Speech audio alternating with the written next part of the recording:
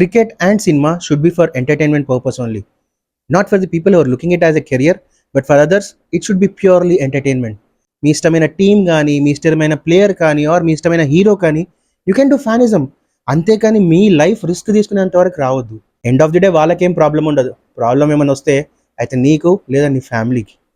June 3rd, that was an amazing day for RCB and RCB fans. Virat Kohli and RCB lifted their first ever cup in 18 years. అలాంటి మంచి మూమెంట్స్ని సెలబ్రేషన్స్ని June 4th everything went into blank. Maybe we can call it as black day for IPL or maybe for cricket as well. ఎవరిది తప్పు ఇక్కడ? BCCI అని అనలేము, Karnataka association అనలేము, గవర్నమెంట్ని అనలేము, పోలీసులని అనలేము. At the end of the day, who is affected? People who died and their family members. So దయచేసి a humble request from my side, favourite team ఉన్నా, ఫేవరెట్ మూవీ ఉన్నా, ఫేవరెట్ క్రికెట్ ఉన్నా, అవన్నీ మీరు ఎంజాయ్ చేయడానికి, మనకున్న రెగ్యులర్ లైఫ్లో ఒక బ్రేక్ ఆర్ ఒక రిలాక్సేషన్ కావడానికి కోసమే ఈ ఎంటర్టైన్మెంట్. అంతే కానీ ఈ ఎంటర్టైన్మెంట్లో మన లైఫ్ రిస్క్ అవ్వద్దు. I wish you get to know the value of your life. Survey జన సుఖినో భవంతు.